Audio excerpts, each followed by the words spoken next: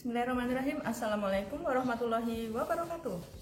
Jumpa lagi di pertemuan kali ini untuk pengenalan alat-alat laboratorium biologi. Jadi alat-alat yang digunakan untuk praktikum biologi itu banyak sekali ya, tapi mungkin saya tidak menjelaskan ini semuanya di sini. Baik, yang pertama saya perkenalkan dulu, ini namanya gelas kimia atau dikenal dengan beaker glass ya. Jadi gelas kimia ini ada dalam berbagai ukuran ya. Jadi ada yang besar ya, ini yang lebih kecil, ini yang pertama ini ukurannya 1 liter, ini setengah liter. Kemudian ada juga yang ukurannya itu 250 ml, lalu ada yang kecil ukuran 50 ml ya. Jadi ini digunakan untuk menempatkan biasanya bahan-bahan yang akan digunakan untuk percobaan. Kemudian yang kedua ada Erlenmeyer ini, atau dikenal dengan gelas piala ya, bentuknya seperti piala seperti itu. Ini juga ada dalam beberapa ukuran ya, seperti ini. Kemudian ada juga yang ukurannya besar, ini 500 ml,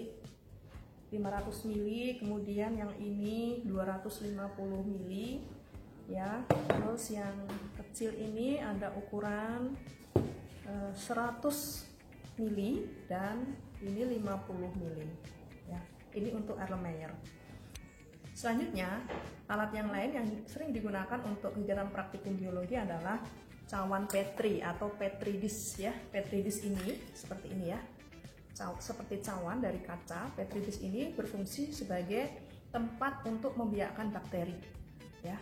Selanjutnya gelas ukur. Nah ini gelas ukur ini gede banget ya, ukurannya sampai 1000 ml ya.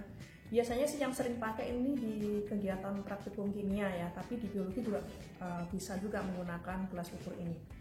Kemudian ada yang ukurannya itu 100 ml seperti ini ya.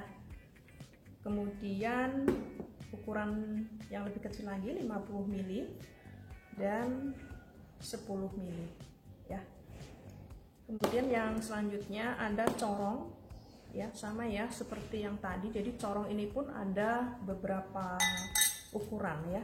Jadi kalau untuk memasukkan zat misalnya menggunakan corong yang kecil ketika kita mau memasukkan ke dalam tabung reaksi ya, ke mulut tabung reaksi kan lebih kecil ya, tidak mungkin menggunakan yang ini yang besar. Jadi disesuaikan saja dengan wadahnya gitu. Kemudian yang selanjutnya ya, mortal ya, atau lumpang dan alu ya. Biasanya ini dipakai untuk mengerus bahan-bahan yang sifatnya padat ya. Kalau di praktikum biologi biasanya ini dipakai untuk mengerus bahan-bahan untuk pengujian makanan ya, zat-zat makanan. Jadi misalnya mengerus nasi ya, mengerus apa lagi yang digerus, misalnya tempe ya, tahu dan sebagainya, itu digerus menggunakan lumpang dan alu. Ini namanya plat tetes ya, fungsinya untuk mereaksikan zat-zat tertentu. Misalnya kalau di praktikum biologi kita mau menguji makanan yang mengandung amilum atau yang mengandung protein, itu nanti bahan-bahan diletakkan di sini ya, di lubang-lubang ini. Ini ada berapa lubang nih? Kita hitung 1, 2, 3, 4 kali 3, 12 lubang. Ada yang ukurannya besar yang 16 lubang ya. Nah, ini dipakai untuk mereaksikan zat-zat kimia ya, atau menguji asam basa juga bisa. Ini adalah pipet tetes, fungsinya adalah untuk memindahkan larutan ya, atau mengambil larutan dalam bentuk tetesan saja. Jadi ini ketelitiannya kurang ya dibandingkan dengan pipet ukur atau pipet gondok ya. Jadi ada tuh dua macam pipet lagi. Yang pertama tadi ini pipet tetes ya, yang kedua itu pipet ukur, yang ketiga pipet gondok atau dikenal dengan pipet volume ya. Ini adalah gelas arloji.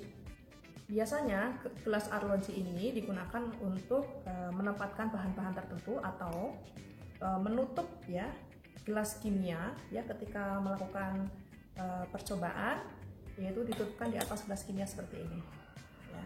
Ini gelas arloji. Kemudian ada seperangkat alat yang biasanya dipakai untuk pengujian zat makanan di kelas 11 ya. Nah, Apa saja alat itu? Ya, yang pertama ini adalah rak tabung reaksi. Ya, rak tabung reaksi ini juga ada dua macam. Yang satu terbuat dari kayu, ya materialnya. Yang kedua itu terbuat dari plastik, ya. Nah, fungsi rak tabung ini adalah untuk menempatkan tabung reaksi. Ya, jadi kalau tabung reaksi sehabis dicuci nanti ditempatkannya dengan cara dibalik seperti ini. Ya, jadi seperti ini. Nah, jadi ini dibalik ya biar airnya tiris ya. Nah, ini adalah lubang-lubang tempat untuk menempatkan tabung reaksi. Nah, ini adalah tabung reaksi biasanya berbahan pirek ya. Kemudian yang ini penjepit tabung reaksi biasanya digunakan untuk mengambil tabung reaksi ketika kita memanaskan di atas api atau mungkin dipanaskan di dalam gelas kimia gitu. Kemudian ada kertas saring ya atau filter paper.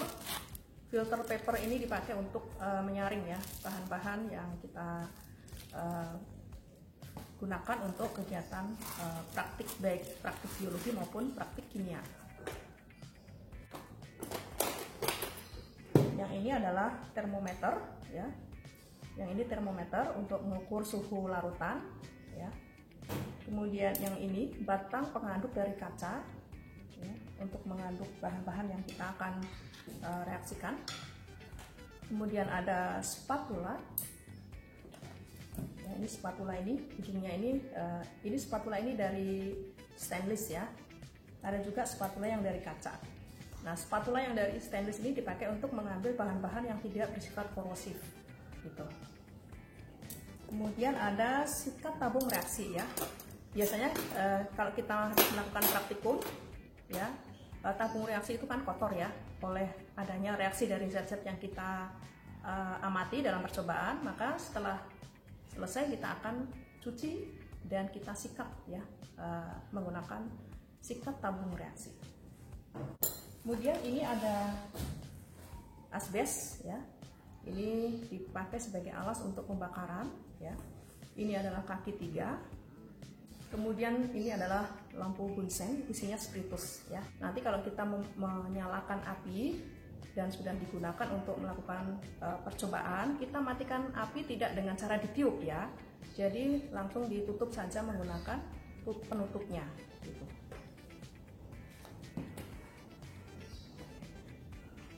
Kemudian alat biologi yang lain itu ada pinset. Pinset ini dalam berbagai ukuran juga ya. Kemudian ini ada stopwatch ya. Kemudian ada timbangan elektrik ini ya, timbangan elektrik. Kemudian ada timbangan listrik juga ada. Timbangan listrik seperti ini. Ya, ini seperti ini timbangan listrik ya. Ini adalah mikroskop ya untuk pengamatan benda-benda yang sifatnya mikroskopis ya. Kemudian ini ada monitornya. Kemudian ada loop. Kalau loop ini untuk memperbesar ya. Ada dua macam nih ya. Yang satu ini ada lampunya nih. Ya, kita coba nyalakan nih. Seperti ini ada lampunya ya. Kita bisa on off kan gitu. Nah, seperti ini. Ini nyala, ini mati ya. Jadi ada dua macam. Kemudian ada pelubang gabus ya. Ini biasanya dipakai untuk pengamatan osmosis ya pada kentang.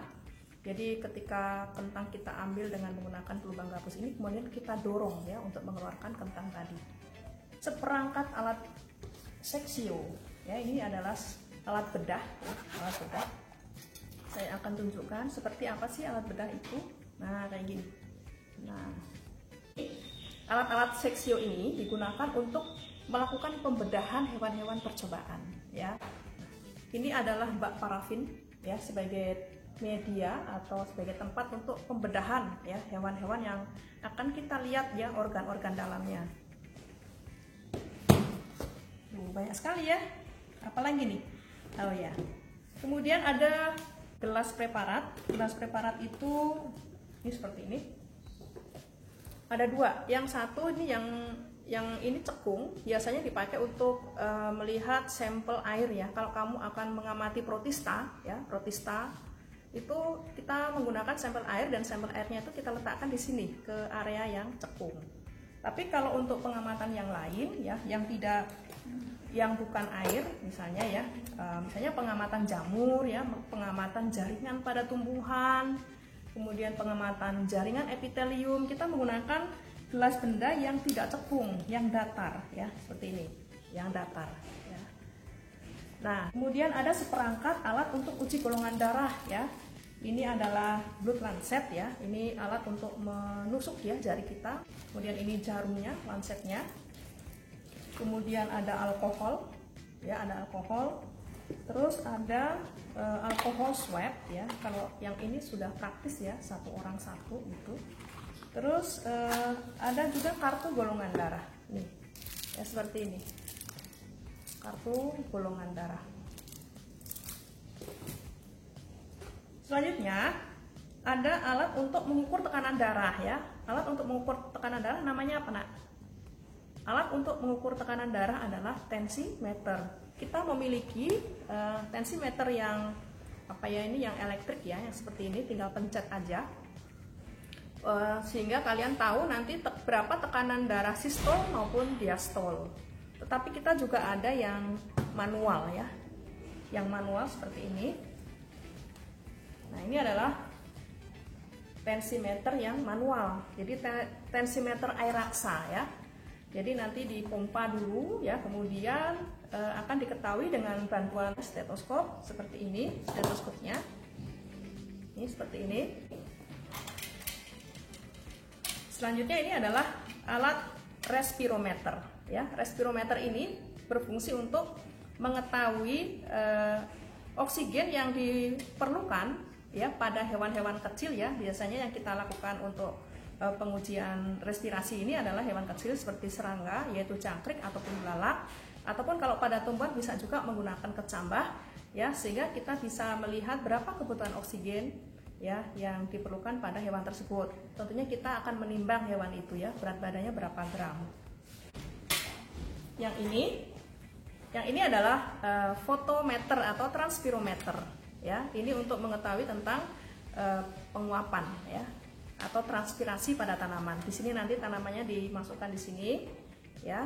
Kemudian ini diisi air ya. Nanti untuk cara kerjanya seperti apa dari masing-masing alat itu kita bisa lihat video selanjutnya. Nah, yang ini adalah tempat untuk menempatkan preparat awetan ya. Jadi kita bisa melakukan pengamatan mikroskopis menggunakan preparat awetan yang kita simpan di sini ya. Jadi preparat awetan kita kelompokkan untuk preparat tumbuhan dan preparat hewan. Gitu. Satu lagi yang belum ya. Ini adalah jala plankton ya. Jala plankton ini dipakai ketika praktikum protista ya. Kamu ingin mengamati betapa indahnya dunia dalam setetes air ya. Yang bagaimana mengambilnya? Ya, air kolam ataupun air got itu ya kita ambil dengan menggunakan jala plankton ini. Di sini nanti dimasukkan wadah kecil ya, biasanya terbuat dari kaca ya. Kemudian kita ambil airnya ya. Baiklah, sampai di sini kita mengenal alat-alat laboratorium biologi. Mudah-mudahan bisa kalian pahami, dan ketika nanti kita bertemu ya setelah pada era normal, kita akan melakukan praktikum dan mengenal kembali alat-alat laboratorium biologi. Terima kasih. Wassalamualaikum warahmatullahi wabarakatuh.